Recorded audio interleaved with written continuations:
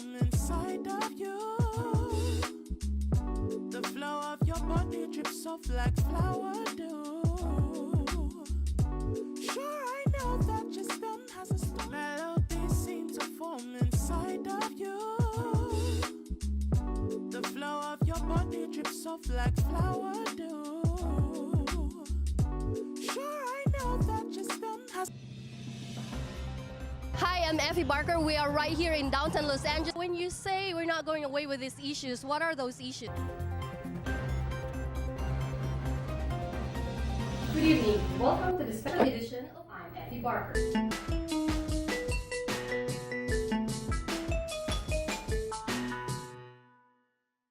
Welcome back to Effie Barker Human Interest. I'm your host, Effie Barker. We are still with our guest. He is an international student from Bangladesh. His name is MD Omar Abdullah Khan. Let's get to know more about him, his struggles, joys, and sorrows, and his failures and triumphs of being an immigrant here in the UK. But before we start that, there are some facts that I'd like to share with you. And I'm very excited about this because I myself was surprised with the information that I have just learned. When I was looking for the lyrics and the meaning of the song, the first song that I played in the first part of the today's show, um, I it brought me into this page that talks about a little bit of a history about Bangladesh, and I couldn't find the person who owns this blog, but he just entitled the page as Song of My People, where he writes not just the lyrics of the national anthem of a certain country, but he also explains the history of the country and the history of the national anthem itself. And there's a tons of list of countries national anthems in that page. So check it out. If you wanted to learn about your country's national anthem and its history, go check out songofmypeople.com. And again, I don't know who this person, he doesn't say his name, but that's the title of the blog, songofmypeople.wordpress.com. Amar Sonar Bangla, this is the national anthem of Bangladesh. Amar Sonar Bangla, My Golden Bengal, national anthem of the People's Republic of Bangladesh. Bangladesh is one of those countries whose name sounds like someone dropped a heavy frying pan on the floor.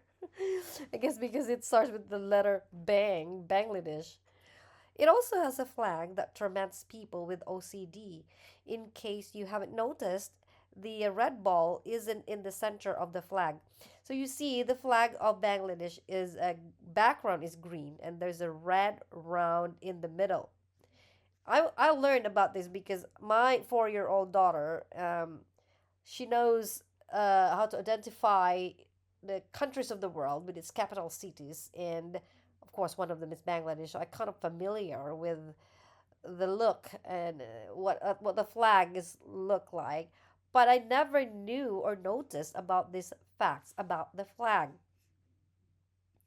It's said that the red ball isn't in the center of the flag, but rather slightly to the left. Is it bothering you? He asked. Anyway, Bangladesh all used to be a part of India, then decided India wasn't all that it used to be and joined in the independence of Pakistan. Then in 1971, they suddenly thought that being one of the buns in a Pakistani sandwich with Indians in between was not their cup of tea. Today, it also the country that contributes the most to the UN peacekeeping forces in terms of manpower. Now, the history of the anthem. In 1905, the epically bearded Bengali poet Rabindranath Tagore wrote and composed the Bengal national anthem. He was a pretty badass guy, not in the least for having a beard. For one, he was the first non European to win the Nobel Prize in Literature in 1913. He also denounced the knighthood, saying the time has come when badges of honor make our shame glaring in the incongruous context of humiliation. And I, for my part, wish to stand shorn of all special distinctions by the side of those of my countrymen who, for their so called insignificance, are liable to suffer degradation, not fit for human beings. Or in short, I am already bearded. I have no need of knighthood to heighten my social status. Well, anyway, after independence, the country chose his song, Amar Sonar Bangla, which translates to Golden Bengals but sadly has nothing to do with the tigers or sweet martial arts moves to be their national anthem. Now let's get to know more about our guest, MD Omar Abdullah Khan.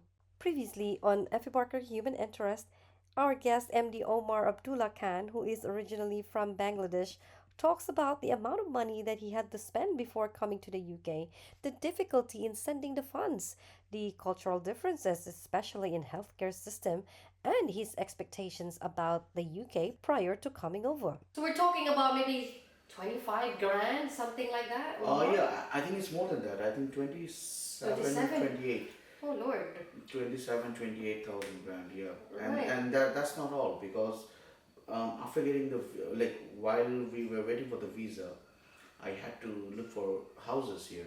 Yeah, So, housing and yeah, and then what happened was like I was looking for houses, but I did a gamble here, which was to trust my instinct, and I trusted my landlord through Facebook. So we booked we booked a house, and the funny part was we have to send the money again to her, and like I said, it was very difficult to do the transaction from my country. More than $300, you cannot do it. don't you have any contacts here in the UK before you moved here? No, actually, no. I didn't have any contacts here. I have contacts in USA, like I said in the pre-interview session. That half That of might my be family. that might be able to help with, as far as paying because they have a credit card that you Yes, can use yes. to pay. But the problem was that for some reason I didn't want it to communicate to them because Okay. I didn't want it to tell them, oh, I'm coming to UK, Oh. and they would pressurize my father, like, no, send him back, send him to USA. Yeah. So I didn't Okay. want that. When I finalized everything, I started letting people know, like after 3 days, I'm leaving. It wasn't like, that, oh, I will be leaving. Yeah, Except my friends and a couple of my family members. No one knew that I was doing these things. But did you have any idea already what UK is and what would life be? And... Yes, to be honest, because Okay. a couple of my friends has done bachelors from here. Ah, okay. I have friends here, but they are all in different parts of UK. Did you have any expectation about UK and your life here before you came here? What was your expectation of UK life? There was, I think, a couple of expectations that it is easy to earn money, but no one told that it's easy to earn money, but it's very easy to lose the money as well. The money comes Yeah. very fast, and the money goes even faster Yeah. out of your account. So no one said that. Actually, this Yeah. is something which I wasn't aware of, and I think. What else? What else? They're sending letters after each month, some new letters, some new bills. Oh, This okay. happened, that happened, and the communication over here is very bad. I would say it's very bad. Communication. Because, yes, Oh. it's very bad because, for example, if you have some queries for electricity, you have to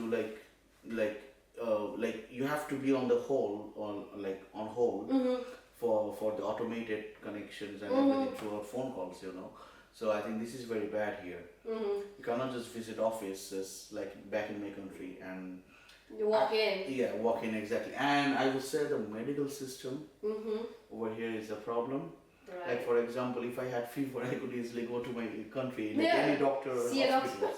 And over here, I have Book to. it. You book in after 3 months. You get appointments after 3 months, after 2 months. So what's the point of getting Those it? are very interesting observation and Yeah. differences. Because I think this is something which they really need to improve. Because if I'm having fever now, what's the point of going after 3 months over there? And when someone is calling on your behalf to the like 111 or 999, they go on like, oh, we need to speak to the patient, and they keep on like questioning the patients for 10 to 15 minutes. And But he's they- ill. He or she might be ill. They are not being able to speak to someone, but still they have to like answer it. I think 3 weeks back I had fever, and when I was coughing, there was a bit of blood going on. Whenever I said it to them, they were asking me various questions like, do you have back pain or in the chest? Do you feel any pain? And I was like, yeah, and they were like, how much? And I was like, how do I describe you how much? And then they used to be like, oh, whenever you're coughing, do you feel like any sort of pain in the back? And I'm like, yeah, sometimes. And then the lady goes on like, no, there isn't an option as sometimes. It has to be either yes or no. Right. You know, I was told that you have to exaggerate. Yeah, I was even told that, but the thing is, I cannot fake myself. Yeah, exactly. Same here. Even some of my friends does that, who I know over here. Like they whenever they're going in the emergencies, they somehow get it by 2 or 3 hours. But once I went there, I think twice, I had to sit for 7 hours. Then I decided to self-discharge myself. Because I was having so much headache that I decided not to sit there anymore. Yeah. Well, when you were experiencing all of this, what was going through your mind? What were you thinking? That medical system in our country is better. Yeah. Probably the doctors can be better here, but the system is not. Did you have some sort of, what is this that I've gotten into? Did you have any regrets or? No, actually I don't have any regrets here, because the things which I love about UK and the culture here, there's no one like really like bothers you, and no one really care what you're doing in your life. Back in my country, not only me, my friends, my family's family always loves to interfere in your life. Oh, what are you going? Oh, what are you doing in life? Oh, you haven't got married yet. You're 28. You should get married. Come on, your father had three children during that. You know what we call that in the Philippines today? They have a term for that. They call it marites. Marites. Marites is like, mare is Okay. like sort of like a comrade. Like, mare. Okay. Test is for the latest. Mare, what's the latest? Oh. But there's lots of marites. Yeah, and like in our country, it's an Islamic country. It's a Muslim country. So whenever like girls, like our country nowadays is changing the behavior, the thought process, everything is changing in our country. Like still, whenever a girl is walking alone on the road, it's not safe sometimes. Okay. Over here, I won't say it's the safest, but people really don't care. Like, Right. if you're coming home at 1 or 2 o'clock, like I went to my country last year after staying here for a month, and whenever it was 10 o'clock, my father used to call me, oh, when you're coming back, and I was like, Yeah. you need to understand that when I'm staying in the UK, sometimes I go home at 3 o'clock, 3 a.m. at night, and he's like, doesn't matter, you're in this country. So there's always a trade. There's good things and. Yeah, I think there are good things and bad things in everywhere. You just need to adapt to the Right. situation. It was like funny story actually. When I came here at first, and my girlfriend came after a day. Like I came on 10th of September, Yeah. 2022. She came on 11th, I think. So for that, I took a hotel room in London, and was staying there. The first mistake which I did was I bought cash, but I didn't bought my credit card. I didn't know that the Uber over here doesn't like take cash. Yes. And it was 10 o'clock, and it was Sunday, so all the shops were closed down, like airport. I couldn't get a SIM card, so I took a black taxi. I didn't know that it's the most expensive taxi in UK. For I think 7 to 8 miles, it charged me around £80. Wow. And I was seeing the meter was just rising, the money was just rising in the meter, And I was like, okay, what the hell is going on? I was thinking to myself, I didn't have any internet. I'm in an unknown place, and I don't know whether the driver is taking me to the correct location or not. Thankfully, I went there. I went to the hotel. I checked in. It was 10:50, and the receptionist just said, "You have just 10 minutes to go to Tesco and get a SIM card for yourself." Yeah. And I ran in, took the SIM card.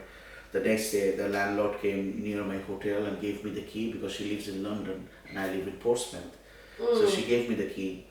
And again, my girlfriend came. I had to take the black taxi again to the airport, then coming back. Wow. Again, $160 gone. And I was like, okay, it will go, the money will go, it doesn't matter. Somehow we need to be in Portsmouth. So I booked 2 tickets from National Express.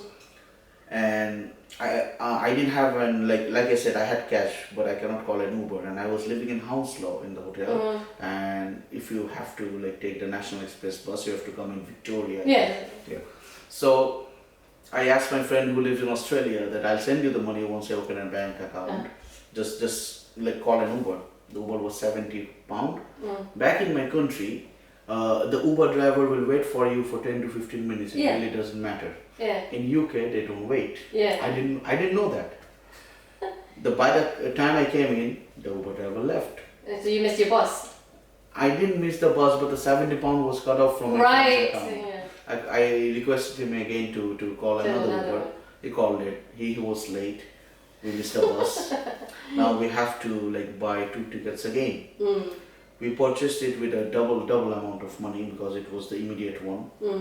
After coming here, I started looking for my place because I had 2 luggages. My girlfriend got 3 luggages. So And everything. I had to carry all the things, But the entrance to my house was through behind the street. The landlord didn't tell me that. Okay, then it took me 30 minutes to look for the house. I was looking for it. Finally, I got the house. When I put the key in, it was the wrong key.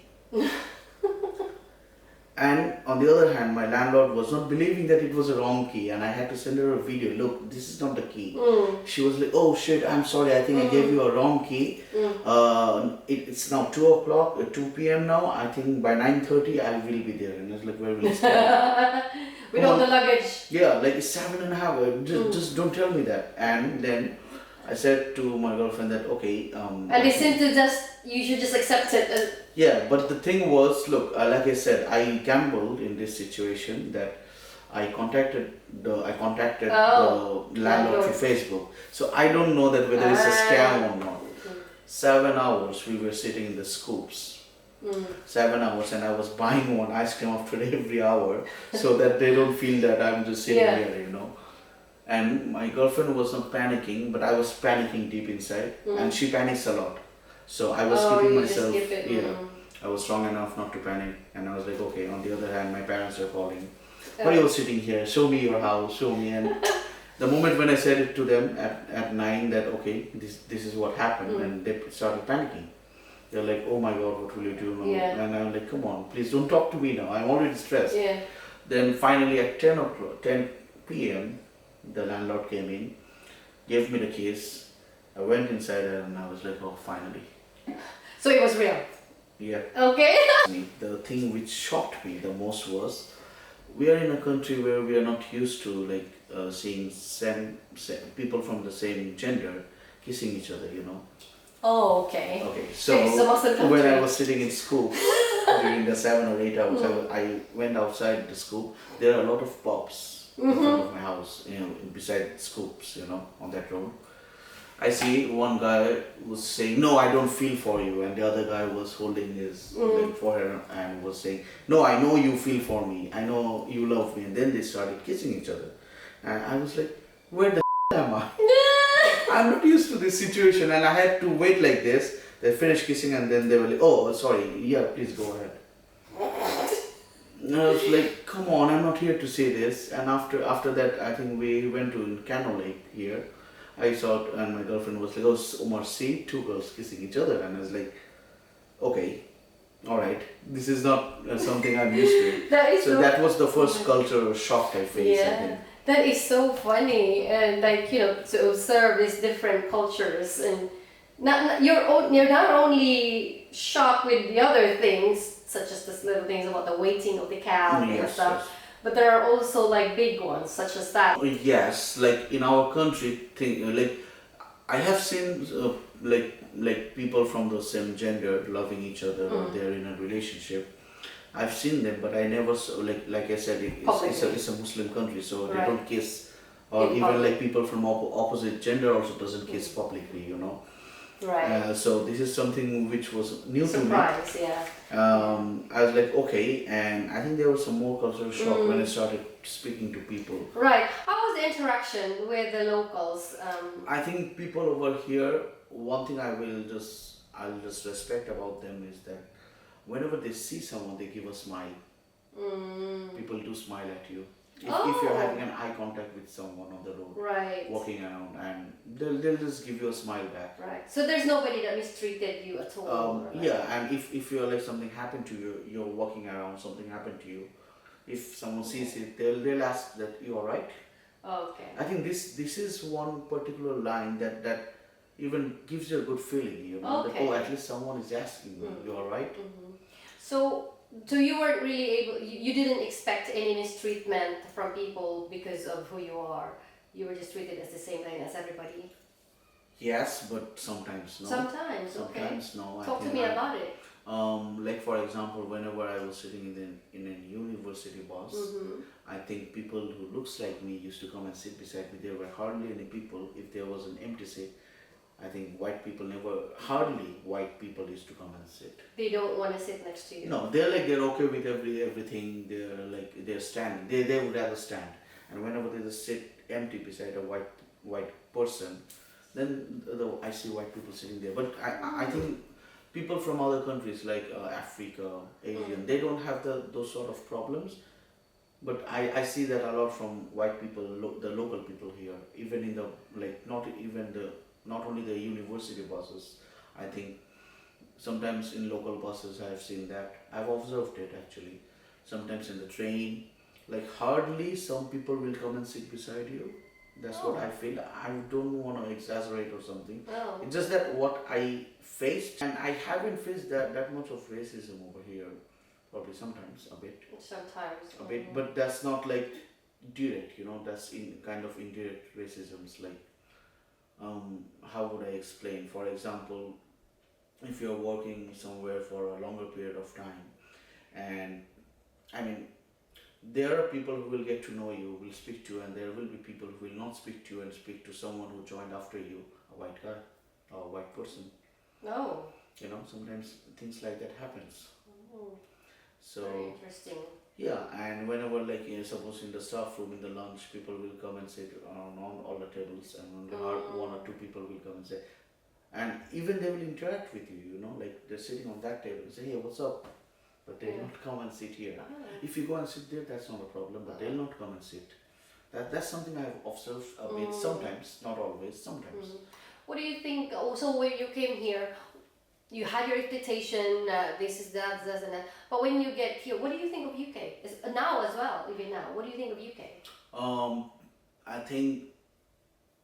I think people over here are like, I think there are a lot of things I've observed. There are good sides and bad sides. I would start with the bad sides first, Okay. so that the good it ends in a good note. Good. Yeah, okay. So like people over here are aggressive, and they get whenever they get drunk, they forget everything. It really doesn't matter who is walking on the road.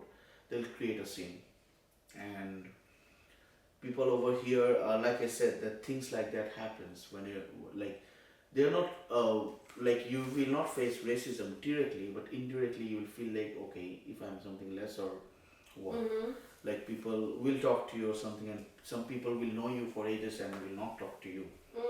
And like in my part-time job, whenever I'm working there are sometimes customers who comes up and will never come up to me and ask for help, you know. They'll go to the white people and they will be like, oh, can I speak to your manager, please? That's the first thing a couple of customers says. I think that's it depends on the generation. The older generation, people from the older generations are like that. People from the new generations are like adapting themselves and being more friendly, and people from the current generations, like age of 40 to 60, people from those generations, they're trying to adapt themselves with us, you know.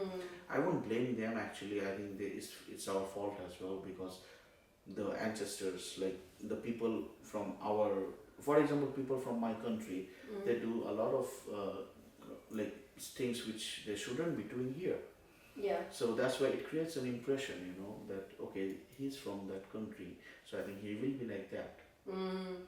And one miscommunication a lot of time I face is that I think 90% of the people here thinks that I'm Indian, but I'm not from India. I'm from Bangladesh. Bangladesh is a small country. It has its own identity. But we get identified as like Indians, which I don't like. Would you still tell them that it's good to come here? Would you? Definitely, if you need to, if you want to earn, if you want to feel independent, I think people should really come here. But depends on the government whether they'll take any money from it Right. or not. Yeah. Yeah. So yeah, Anyway, okay. So thank you so much for sharing us your story. That was okay, really entertaining. I think to me, well, I was entertained with all these things that you have observed. It was okay, quite a different angle of the demographics that you're representing, and we really appreciate it. And I wish and hope that the audience would learn something from your story. And well done, you finished your school already, and thank you you. are about to, maybe hopefully find your job Hopefully, that you wanted, and maybe extend the years that you would stay here in the UK. yeah, definitely. Congratulations. Thank you so much. Maybe if you wanted to be a citizen, who knows? Who knows? You Yeah, could stay maybe. here. Well, yeah, thank you so much. I really appreciate that, and good luck to everything else that you wanted to do here in the Thank you so UK. much. Yeah, that's all for today. Thank you so much, ladies and gentlemen, for tuning in and for staying with me for this 2 hour show. Till next Tuesday morning at 10 a.m. only here on Love the Beat Radio, LDBR. For stories and suggestions, please email me at effiebarker@gmail.com. And please don't forget to follow and subscribe me on Facebook, Instagram, X, SoundCloud, Spotify, and my YouTube channel, Effie Barker.